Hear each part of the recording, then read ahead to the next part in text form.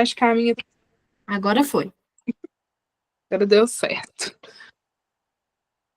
Boa noite, pessoal. Então, sejam todos muito bem-vindos à nossa aula de saúde da criança, o nosso terceiro e último encontro, né? Boa noite, Alessandro. Boa noite, Sueli, Damiane, Glauci. Boa noite. Então, vamos aí encaminhar para a nossa última aula aí de saúde da criança. Pessoal, alguém tem alguma dúvida da última aula? Que queira fazer alguma pergunta, tirar alguma dúvida nesse momento inicial? Não? Eu queria saber só o dia que vai ser a avaliação. A avaliação vai ser na próxima semana, né? Do dia 24 ao dia 28, mas o dia certo a Lívia vai passar para vocês depois. Não, a avaliação deles, Paula, é diferente, tá? É outra? A avaliação deles é na sexta agora, tá bom, pessoal? Dia 21 vai ser presencial. Vocês já têm uma avaliação presencial no dia 21, aí dessa disciplina também será presencial. Aí pode estudar pelo conteúdo dos trabalhos, não pode, Lívia? Dos trabalhos e apostila. Tá bom, então, obrigada. Então ótimo, Lívia. Então vamos lá, pessoal. Então, alguém tem alguma dúvida do trabalho, da apostila, que quer tirar agora, antes da gente iniciar a última aula, fazer a última pontuação do finalzinho da apostila? Não? Ok. Então, vou colocar aqui para gravar.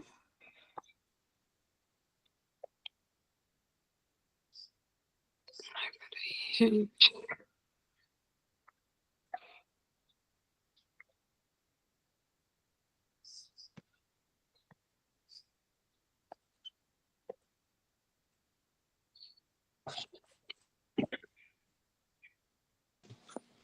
Todo mundo consegue ver a tela? Conseguimos sim, Paula.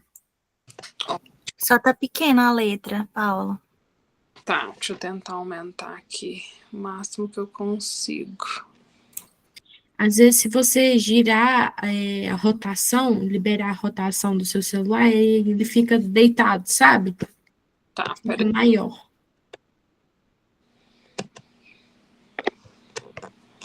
Deixa eu abrir aqui.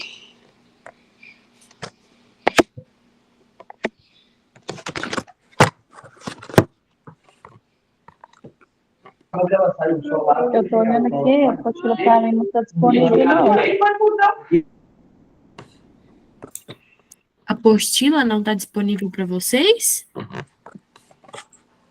Para mim, não está sendo. Tá falando parte do aluno? Espera aí, só um minutinho que eu vou dar uma olhada aqui, pessoal, mas eu tenho quase certeza que a apostila está disponível sim. Às vezes pode ser, você colocou em período intervalo, a data inicial.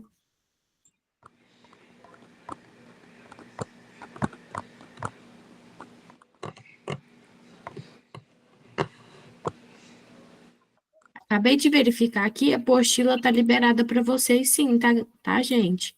Às vezes pode ser algum erro do Proesc, ou então vocês têm que colocar o período intervalo e a data inicial 1/2/2025, tá? Senão não aparece mesmo. Eu vou enviar a apostila no grupo, pode ser? As meninas tá no grupo, não tá? Suene, Gláucia. Às vezes tenta também fechar a aba e abrir novamente, né? Do Proesc, para evitar o erro aí. Meninas, então vamos lá. Continuando aqui a nossa aula, se alguém tiver alguma dúvida, alguma pergunta, só interromper aqui, tá? Nós vamos então continuar aí na fase da adolescência, né? Que ontem nós falamos um pouquinho sobre esse período da adolescência aí do indivíduo, né? Como que ele deve ser tratado, como que deve se iniciar aí os procedimentos e o tratamento para a gente acolhê-lo melhor enquanto profissionais de saúde, né? Então, a puberdade é uma também das fases, né? E ela é a etapa inicial ou biológica da adolescência, né? Que caracteriza-se aí, então, pela ocorrência de 2 tipos de mudança no sistema reprodutivo sexual. Então, em primeiro lugar, né, as características sexuais primárias, né, que nas meninas se referem, então, à alteração dos ovários, útero e vagina, e nos meninos, né, testículos, próstatas e glândulas seminais. Então, elas aí experimentam marcantes mudanças estruturais, né? Então, às vezes, eles vão ter aí uma troca, né, de grande aí no humor, né, para as meninas também, né, onde às vezes pode acontecer a primeira menarca, né, que é a primeira menstruação, e às vezes os meninos aí e as meninas também, o aparecimento de pelos pubianos, né, e axilares também. Então, aumento das mamas, né, e isso às vezes pode também desenvolver aí um certo desconforto, né, para alguns, e uma também pela velocidade do crescimento, né, porque tudo cresce aí muito rápido e desenvolve muito rápido, né. Então, esse processo, né, ele é marcado, então, por alterações de diversas funções orgânicas, né, e constitui aí o que se denomina um processo de maturação corporal, né, que ocorre, então, simultaneamente com as transformações corporais e psicossociais representado, então, aí na adolescência. Então, uma das principais características aí da puberdade. Então, a primeira, né, crescimento, né, que aí vai acelerar, então, a velocidade do crescimento da altura, do peso, né, e também das estirão puberal, né? E depois as mudanças das características sexuais secundárias, né? E a maturação sexual. Então aí tem uma mudança também no eixo, né? Do hipotálamo e também vai alterando aí no gonodal para fazer essa maturação, né?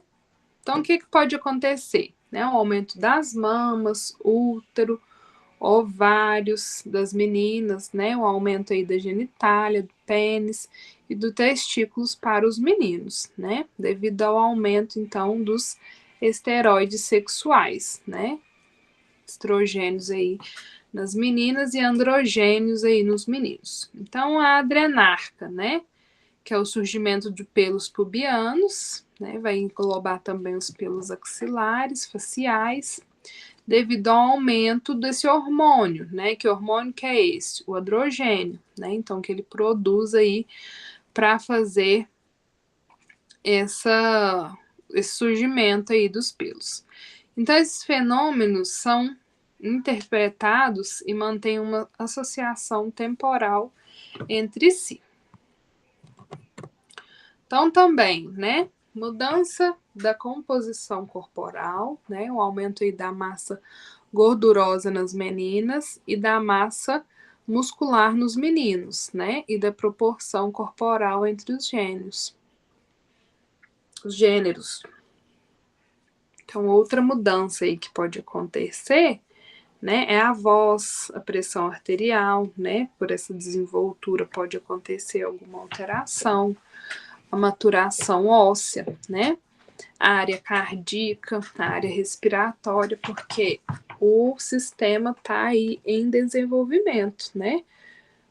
O hemacrócito, a hemoglobina, também tudo pode alterar devido a essa produção aí do crescimento e a alteração dos hormônios. Então, o surgimento da puberdade em crianças normais é determinado, então, basicamente por fatores genéticos, quando se controlam os fatores socioeconômicos e o meio ambiente. Então, o desenvolvimento dos caracteres sexuais é mais tardio nas classes de menor nível social, né? Isso lá em 1984, né? Então, é comum adolescentes de diferentes grupos etários encontrarem-se no mesmo estágio de desenvolvimento, né? Então, aí tem uma necessidade da utilização, então, de critérios da maturação fisiológica, né? Para o acompanhamento, desenvolvimento infanto-puberal, né? E aí depois a gente tem a puberdade feminina, né? Como que acontece aí essa puberdade feminina? Cada sistema vai fazer então um controle de uma forma, né? O menino vai reagir de uma forma e a menina vai reagir de outra. Até em relação aos hormônios, né? Então a gente tem hormônios que são só femininos, hormônios que são só masculinos, né? Às vezes o hormônio, a gente pode ter algum hormônio, né? Mais de mais incidência, outros de menos incidência, que às vezes pode aumentar algumas coisas ou diminuir outras, tá? Então vamos lá. Então a puberdade feminina, o primeiro sinal da puberdade feminina, então, consiste no aparecimento do broto mamário, né? Que nesse momento é chamado de telarca. Então, podendo aí iniciar-se de modo unilateral, né, resultando então numa assimetria mamária temporária, né? Geralmente 6 meses após a telarca, né, ocorre aí a pubarca, né, ou andrenarca, que é então o surgimento dos pelos pubianos. Então, apareceu, né, aí começou o broto mamário, depois de 6 meses já vai ter o surgimento dos pelos.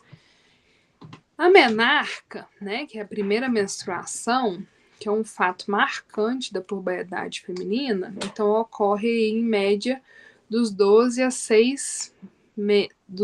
anos e 6 meses no Brasil, né, podendo variar de 9 anos até 15 anos. Né? Então, a puberdade feminina ela envolve uma transformação nos órgãos sexuais, né? O útero aí, por exemplo, ele também cresce, né, para aconchegar o feto durante a futura gravidez. Então, aquele corpo já vai entendendo ali que ele tem que formar aí para o futuro, né? Que às vezes pode fazer aí a gestação de um bebê. Então, ele já vai movimentando aí para que isso aconteça. Então, aí a composição dos tecidos, né, também sofre profunda mudança, né, especialmente aí com a deposição, então, do tecido adiposo, né, nos quadris e no abdômen, né. Então, acontece aí de aumentar a gordura nesses lugares, né, no quadril e no abdômen. Então, também pode ter, né, alterações no esqueleto, né, como o alargamento da bacia, né, completam o quadro aí da formação do contorno feminino característico. Então, o corpo vai ser desenvolvido aí já para a percepção, né, do futuro, né, para gerar e criar. Então, ele já vai tomando as formas aí para a criação. A puberdade, então, masculina, né?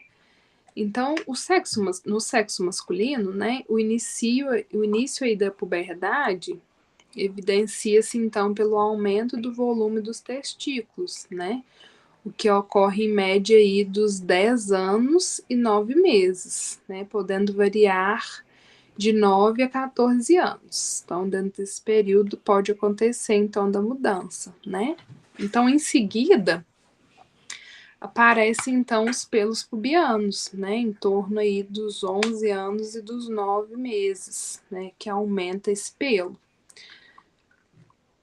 E aumenta aí também do pênis, né, então ao mesmo tempo, ou logo após o surgimento dos pelos. Ai, peraí, gente, eu vou subir demais ou desci demais.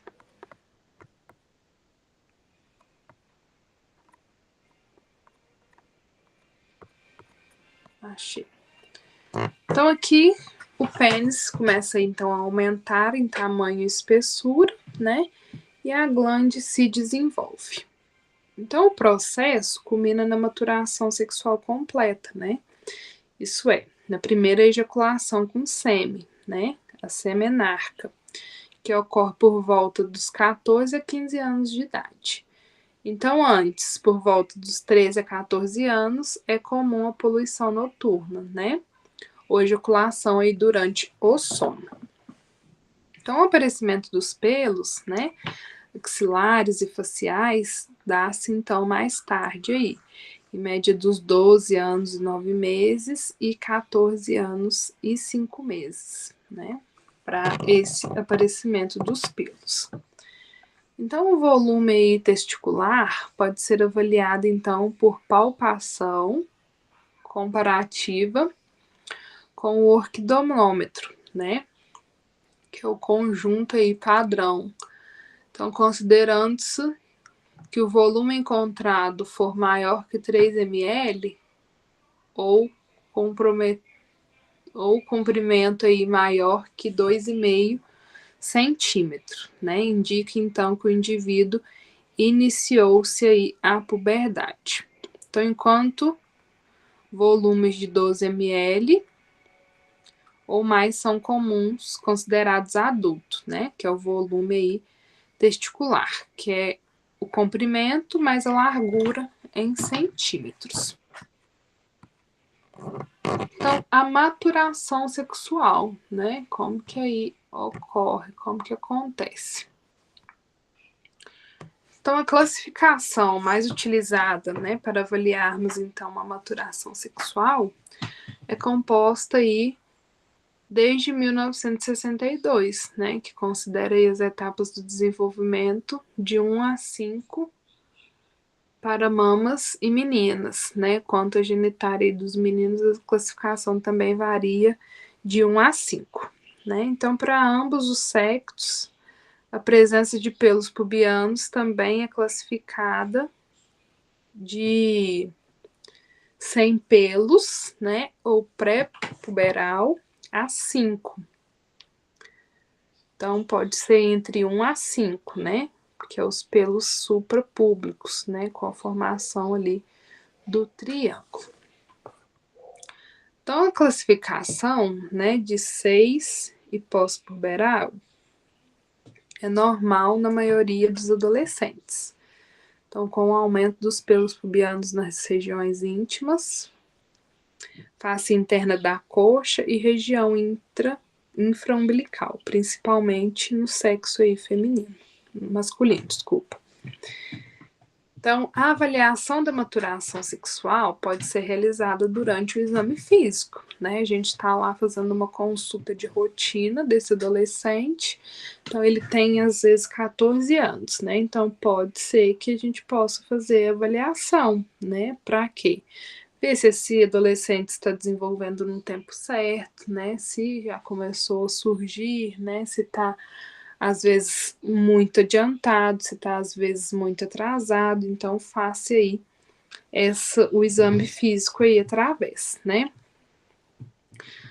Então, pode também realizar através de pranchas, né, ilustrativas, onde o adolescente identifica o estágio do desenvolvimento de seus caracteres sexuais, né? Então, a gente vai ver aqui na sequência. A autoavaliação é uma alternativa já conhecida em estudos brasileiros, né? Então, mostrando aí uma boa correlação entre a autoavaliação e aquela realizada por um profissional especializado. Então, aí vários fatores interferem também na maturação sexual, né? Alguns endógenos ou genéticos e outros exógenos ou ambientais, né? Como nível socioeconômico, hábitos alimentares e graus de atividade física, né?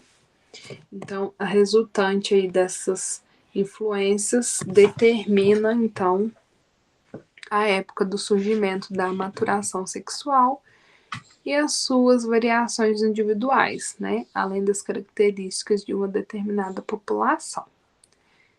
Então, aí o intervalo de tempo, né, entre a puberdade e o estágio adulto varia bastante em ambos os sexos, né?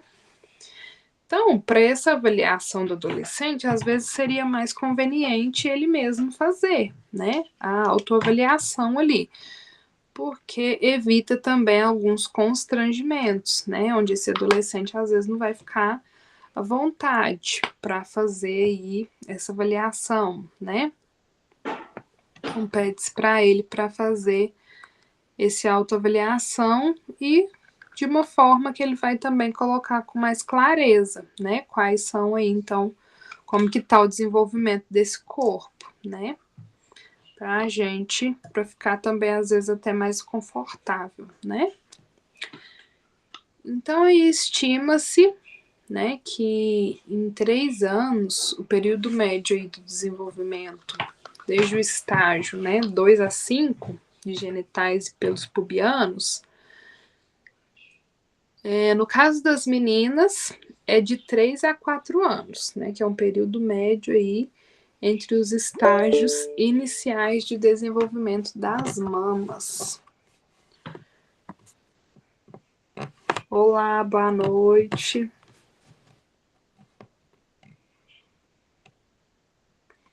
E também dos pelos pubianos, né? E o estágio aí adulto. Então, a composição corporal do adolescente, ela oscila muito, né, em função da maturação sexual. Então, a idade aí da menarca representa o início da desaceleração do crescimento, né, que ocorre no final do estirão puberal, né, e o maior acúmulo do tecido aí adiposo. Então, para os meninos, né, o pico de crescimento coincide com a fase adiantada aí do desenvolvimento dos genitais e polosidade aí pubiana. Momento em que também ocorre desenvolvimento acelerado de massa magra, né, e também da muscular. Então, a Organização Mundial de Saúde, ela recomenda, então, para estudos de rastreamento populacional,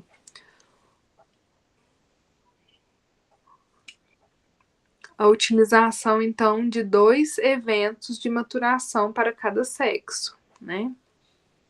Um inicial como marcador, né, do estirão do crescimento, e outro indicado que a velocidade máxima de crescimento já ocorreu. Então, para o sexo feminino, né, o marcador, então, inicia-se aí do crescimento e a presença do broto mamário, né, que é o estágio M2 de mamas. E aí, para indicar a velocidade máxima, né, que já ocorreu a menarca. Já para os meninos, o marcador inicial do estirão, né, é o aumento da genitária, né, que é o estágio G3. E para indicar a velocidade máxima, o estágio 4 ou 5, né, de genitária, ou da mudança de voz.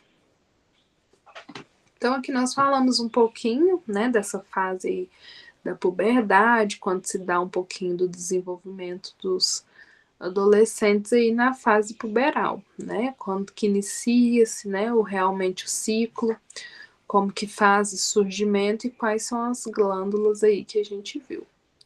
Pessoal, até aqui alguma dúvida, alguma pergunta?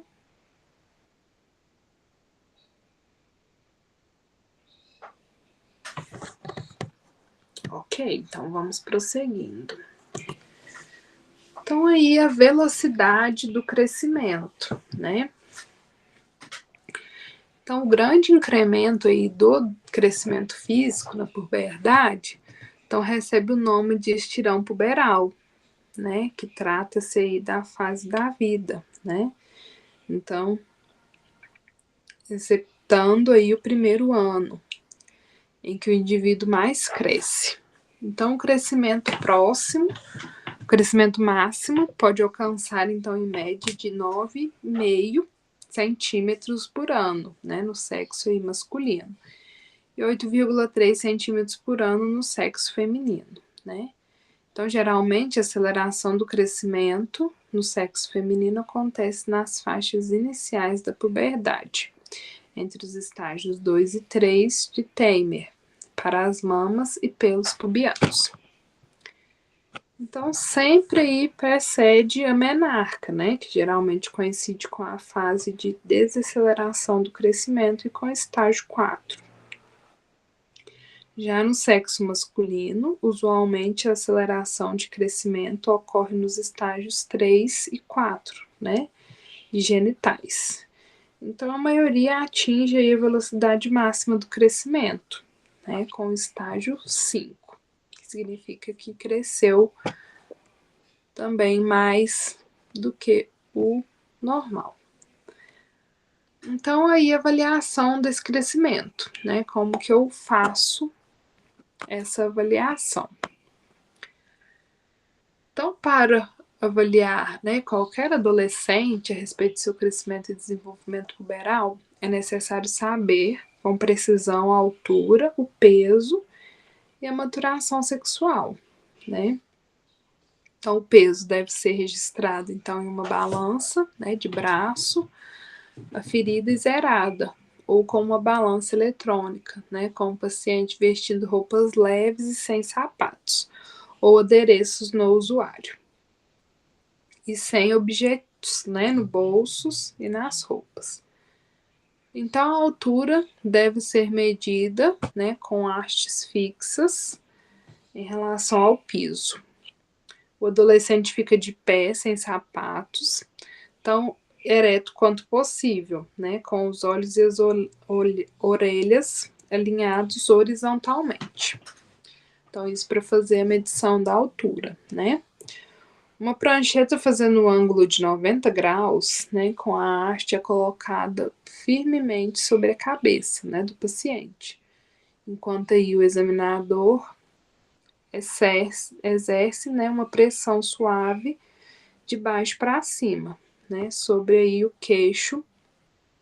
Lembra que ele que deve manter então seus calcanhares sobre o piso e fazer uma inspiração profunda para manter a medição de sua altura dentro dos critérios antropológicos vigentes. Então, que é muito importante, né? Aferir as medidas de altura e peso, né? Colocando-os em gráficos e denominando-se os índices de altura e idade. Peso também e idade. E também colocar peso e altura, né? Ou índice de massa corporal. Usar também as tabelas, né, de crescimento, com atenção para o acompanhamento periódico da velocidade de crescimento, né? Em relação à população de referência. E investigar também as principais causas aí de atraso, caso o crescimento seja menor que 4 centímetros ou menor que 6 centímetros ao ano, né, em adolescentes na fase puberal. Avaliar também a questão da perda de peso, né, em adolescentes e acompanhar semestralmente os adolescentes em caso aí de rastreamento, né, de risco de 2 a 3 meses, né, ficar aí sempre atento com essas questões. Então, baixa estatura, né?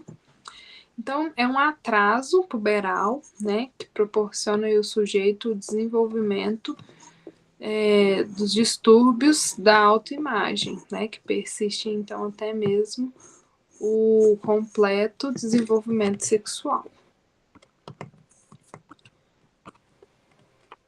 Então, essas alterações, elas são acompanhadas frequentemente de transtornos emocionais e sociais, né, como também a baixa autoestima.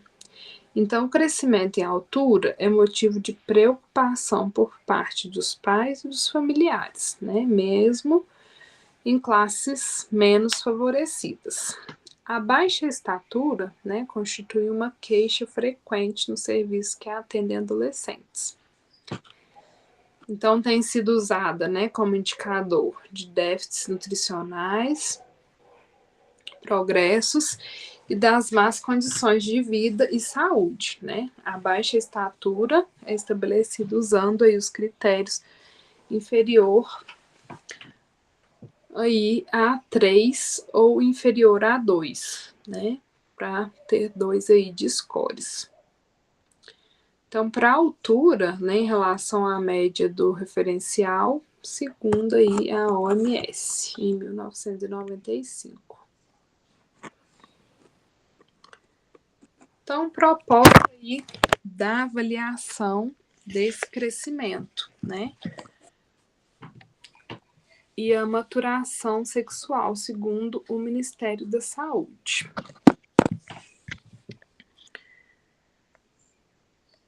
Peraí, gente, só um pouquinho. Deixa eu só... Isso. Então, aí o padrão de referência, né? O indicador de altura e idade. Geralmente, esses, né, índices, essas taxas, geralmente ficam, né, lá no setor para a gente ir acompanhando, né? Porque às vezes, geralmente, não é sempre que a gente tem um adolescente para ali fazer a consulta, né? E avaliação também dessa fase crescente da vida, né? Então, fica lá também, tem a cardeneta, né, do adolescente, onde a gente pode também anotar os referentes, né, dessa avaliação que a gente vai fazer. Entrou já. Então, a gente vai usar, né, a altura sobre a idade, né, e avaliar em segmentos, né, de 3 a 6 meses. Então, o normal ele tem que ficar, né, entre 3 e 97.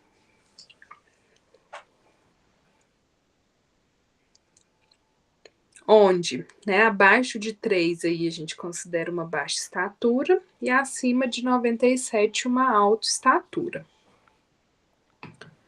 Então, aí para as meninas, né, a puberdade normal, então é o broto mamário, né, os pelos pubianos, então na idade de 8 a 13 anos.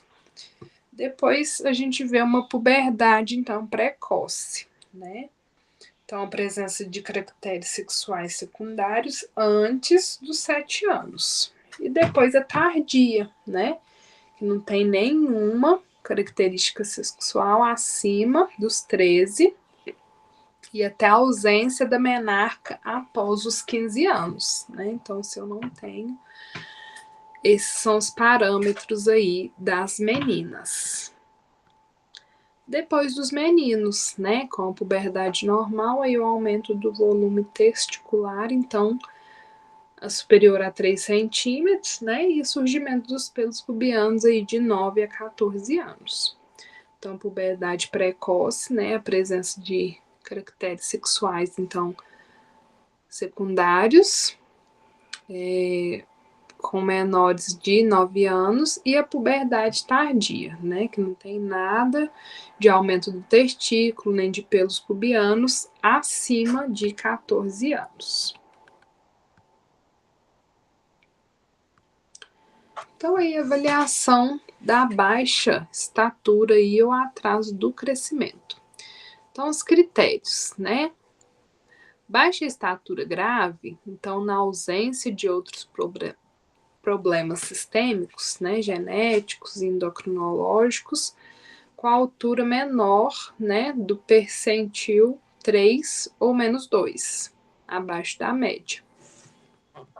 Então, esse é um fator que pode ter um atraso no crescimento, né?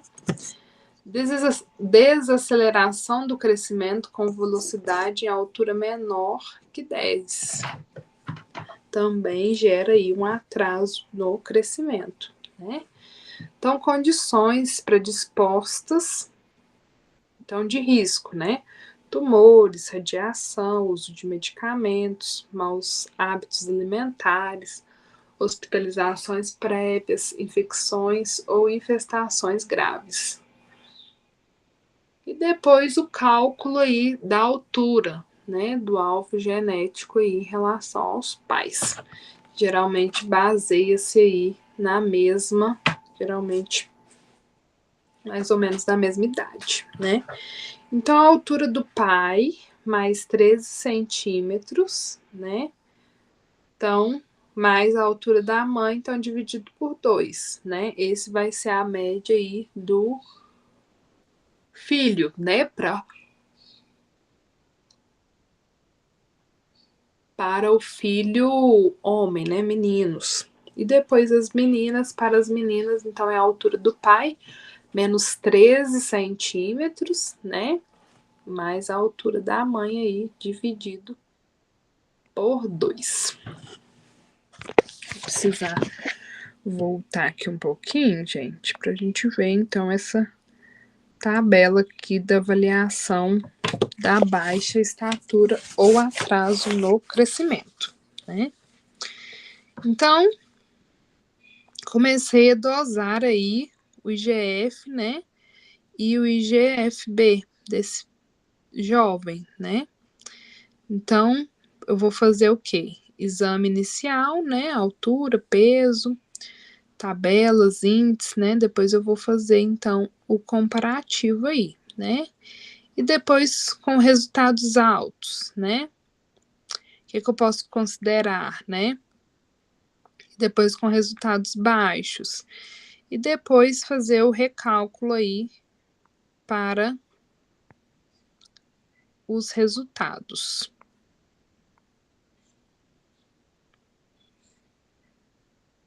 E depois aí uma avaliação, então, do atraso puberal, né? Aqui onde a gente tem a avaliação do atraso puberal, né? Com aquela faixa etária, né? De meninos, então, maior que 14 anos e das meninas maiores que 13 anos, né? E a ausência aí da menarca. Então, vai fazer a dosagem, né? Do LH também e fazer aí o fluxograma, né? Se estiver alto, vou fazer então outros procedimentos, né? Se estiver baixo, vou fazer outras buscas, né? Até fazer o cálculo correto.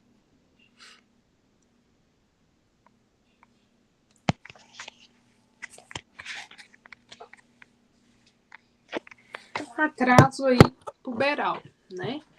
Então, o atraso puberal ele pode ser definido, então, como a ausência de caracteres sexuais secundários, né? Então, por volta de 13 anos e 4 meses em meninas. E 13 anos e 8 meses em meninos, né? Então, para a população brasileira, consideramos, então, atrasos puberais, né? A ausência do desenvolvimento mamário. Não teve, um atraso já puberal, né? Dessa adolescente. Então, quando, né? Com 13 anos. E a ausência também do desenvolvimento genital do sexo masculino aos 14 anos, tá? Então, independente da presença ou não de pelos pubianos, né, ou axilares, critérios diagnósticos para atraso puberal constitucional. Então, a variação do normal, né, com atraso no tempo de maturação, mais comum em adolescentes do sexo masculino, né, que procuram avaliação mais precoce devido a problemas de autoimagem, né, história familiar positiva de atraso puberal, altura em torno, então, ou ligeiramente abaixo de 50, então, percentil aí para a idade com velocidade de crescimento, né? Milítrofe, inferior ao esperado, né? Em comparação aí ao alvo genético, dependendo da história familiar, né? Como que foi o passado aí também puberal dos pais. Atraso na maturação esquelética, né? E da idade óssea, não de 1 e 2 anos. Atraso puberal, então, também com atraso, né, do aparecimento de pelos pubianos, né, da estatura final menor que é esperada, né, para os cálculos do alvo genético, né, e de idade óssea, mas dentro dos limites aí normais da população. E a ausência de qualquer doença sistêmica, né, associada aí com exames laboratoriais normais. A investigação endocrinológica normal também faz aí uma diferença, né? Então, o diagnóstico diferencial, então, de atraso puberal, né? Então, o diagnóstico diferencial do atraso puberal pode ser dividido entre os processos associados à baixa estatura ou aqueles com estatura normal, né? Atraso aí puberal sem baixa estatura. Então, o atraso puberal constitucional, né? Devido a fatores de idade, né? E aqueles outros que a gente citou também. Deficiência, então,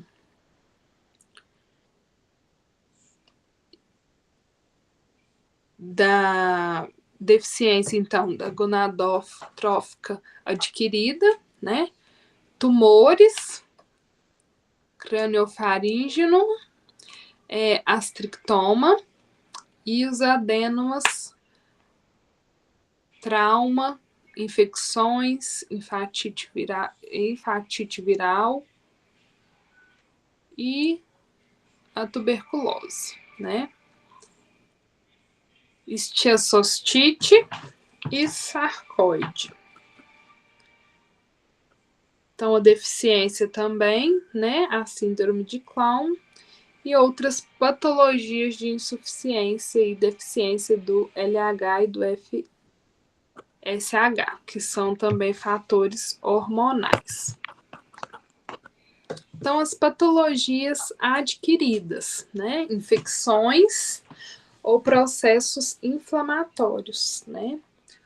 Ou também trauma, remoção cirúrgica, pós-radiação, patologias genodais congênitas, né? A síndrome de Klinefelter, doenças crônicas, doença cardíaca congênita ou adquirida, asma, né? Doença intestinal inflamatória, lúpus, né? Artrite reumatoide juvenil, anorexia nervosa, hipotiroidismo. Então, alguns também do atraso puberal com baixa estatura, né? Então, pode acontecer do atraso puberal constitucional com baixa estatura, né? Então, pode ser ali congênita, né, adquirida, infecciosa, né, por via da tuberculose, pós-traumática e também dos tumores. E depois as síndromes genéticas, né, que também são grandes influenciadoras aí. E o excesso também de glicorticoides, né?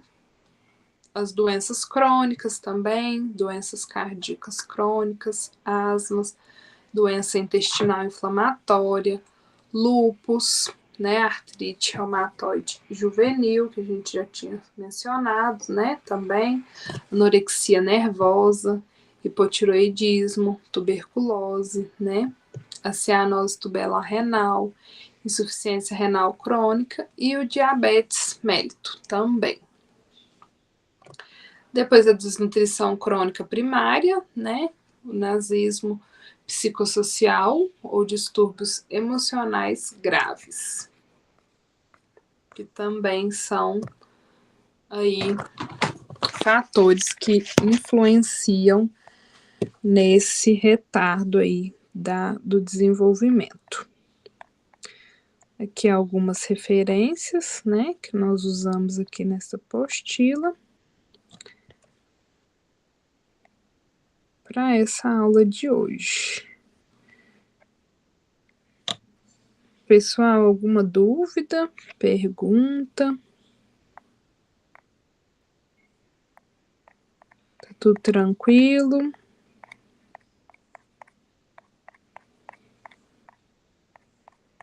Vou subir um pouquinho aqui para a gente rever algumas coisas, né, importantes aí para a prova. Se alguém tiver alguma dúvida, viu, gente?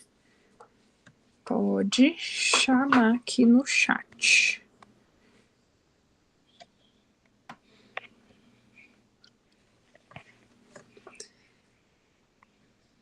Então, lembrando aí do exame físico, né, da criança.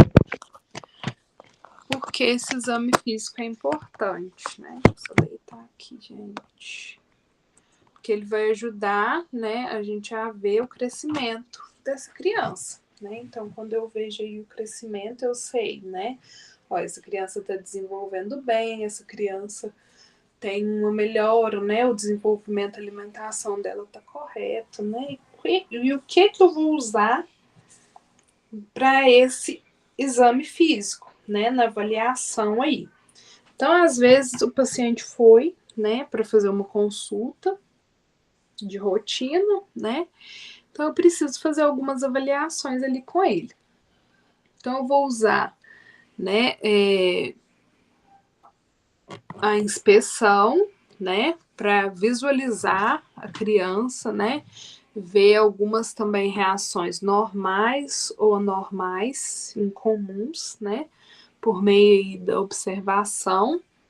Checar, né? Essa criança está desenvolvendo bem, né? Com o tempo dela, a idade está acompanhando o desenvolvimento, né? Sempre estar atento a essa questão, né?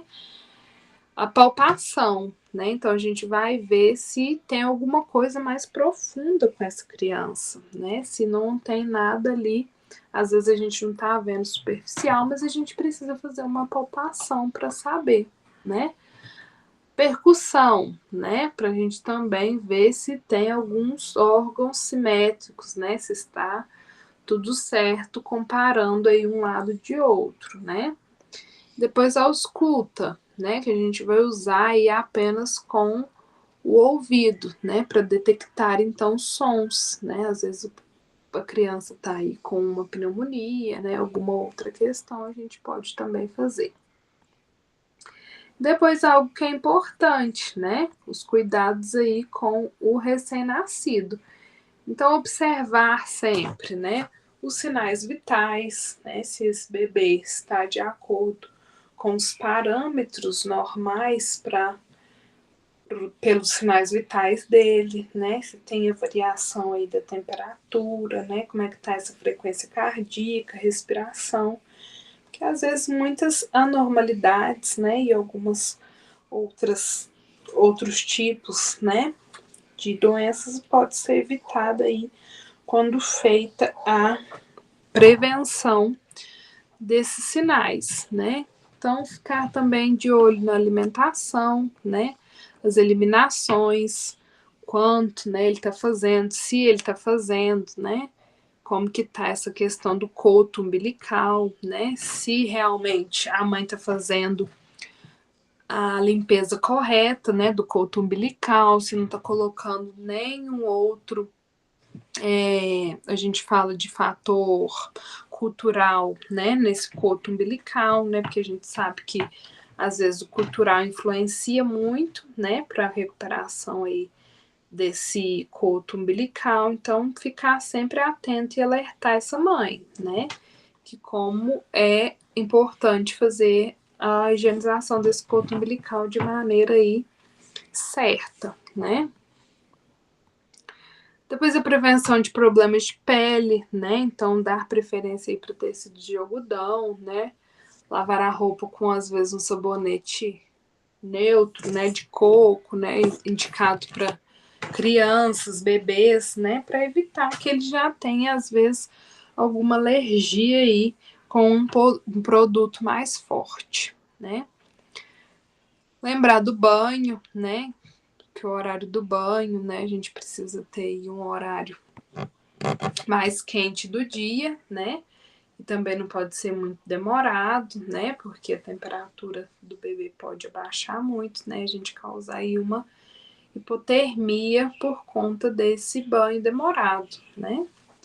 Lembrando aí, muito importante, né, do curativo umbilical, né, que ele pode ser feito apenas utilizando gaze e álcool 70%, né, para evitar, então, que a fralda cubra esse coto umbilical, tá?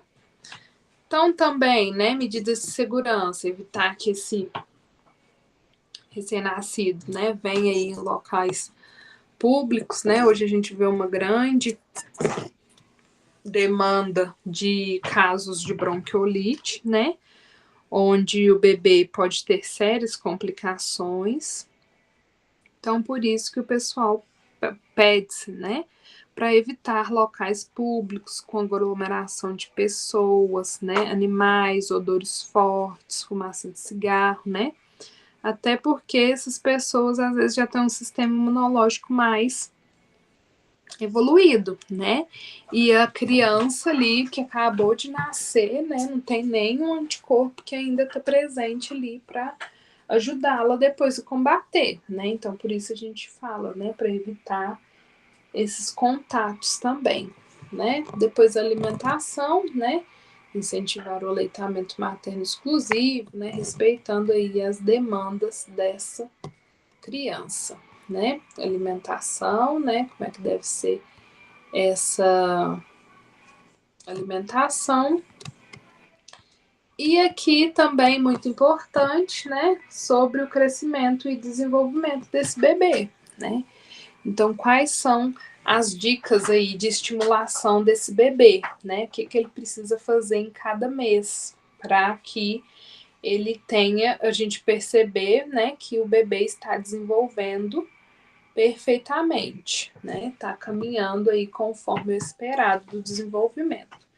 Então, no primeiro mês, ele tem que converse, né? Ou cante pro bebê, né? Porque ele vai preferir ali ficar com, né, um lugar mais calmo, aconchegante, né? Que passe segurança para aquela criança, né? Então, no primeiro mês é mais aquela questão de acolhimento, né? De amor, de sentir ali o recém-nascido, né? Então, depois do segundo mês, a gente vai apresentando, então, objetos coloridos, né? Que ele possa brincar, né? Pegar com as mãos, para ajudar aí nesse campo visual da criança, né? Depois do terceiro mês, cantar, né? Fazer gestos, expressões faciais, que o bebê já vai tentar, então, imitar para responder aí alguns estímulos com sorrisos, né? E ruídos também. Então, colocar, né, alguma coisa áspero, depois macio, coloca ele sentado, né, para já ir estimulando também. Depois no quarto mês, né, contar histórias, né, imitar os barulhos dos animais, para ir ele já fazendo o reconhecimento da voz, né, do pai e da mãe, e também já olhar na direção de quem está falando, né, para ajudar também na desenvoltura desse bebê. Então, no quinto mês, né, no banho, então deixe brincar aí com a água, né, oferecer alguns brinquedos macios, como mordedor, pode levar à boca, para ele fazer também essas brincadeiras durante o banho, para estimulá-lo também no seu desenvolvimento, né. Depois, no sexto mês, né, durante aí as refeições, então, colocar, às vezes anotado, né, tudo que esse bebê está comendo, né, como que foi o desenvolvimento até aqui, para depois, às vezes, passar aí para alimentação, né, de já introdução aí dessa alimentar que o médico provavelmente, às vezes, também vai pedir, né, para observação.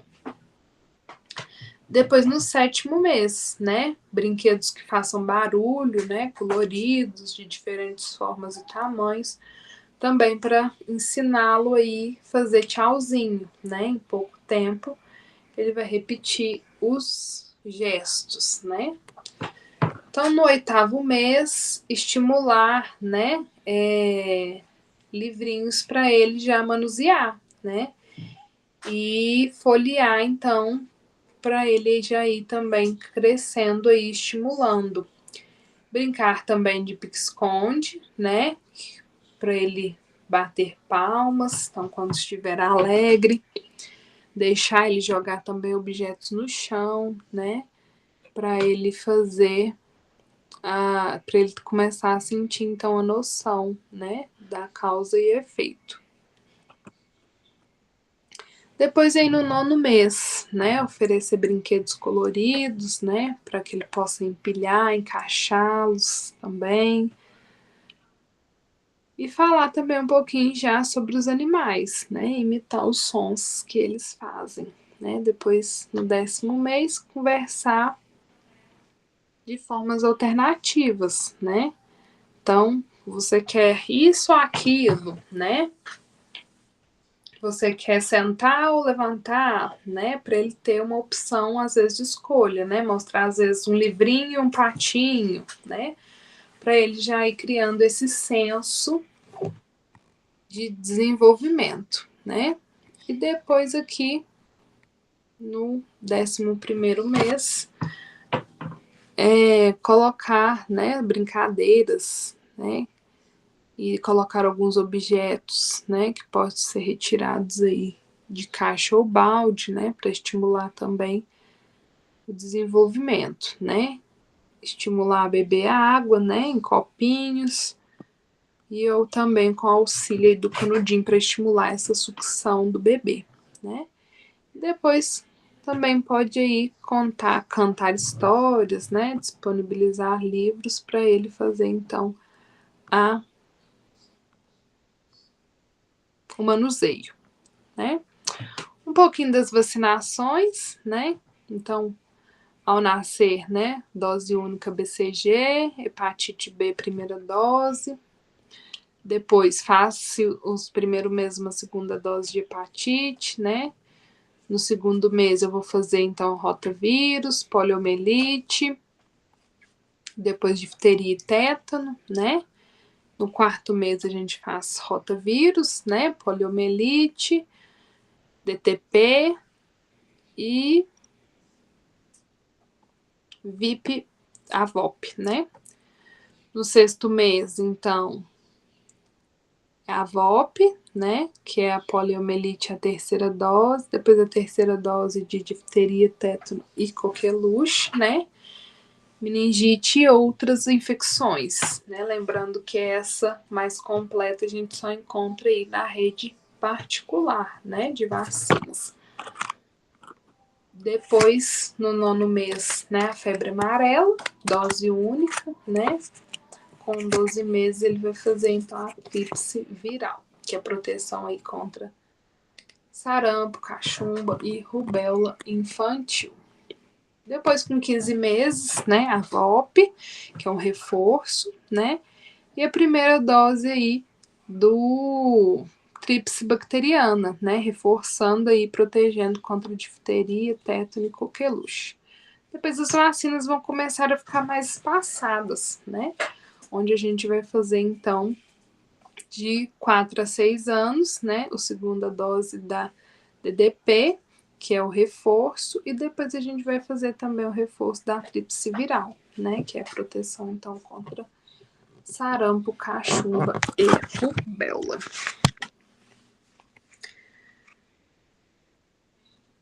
Pessoal, até aqui tudo certo? Dúvidas, perguntas?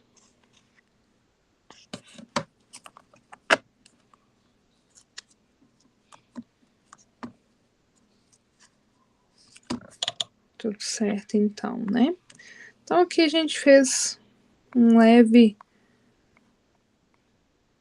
revisão, né? Sobre os assuntos que a gente abordou, só para recordar, então, aí os assuntos que são importantes aí da primeira aula. Então, espero aí que todos façam uma boa prova, um bom final de módulo para todos. Encontramos, então, nas próximas disciplinas. Boa noite, professora. Gostaria de pedir, te lembrar também, se você puder me enviar a avaliação dessa disciplina até a 5ª. Tá, eu mando para você amanhã. Certinho. Obrigada, viu? Ótima noite. Nada para você também. Tchau, pessoal. Boa noite.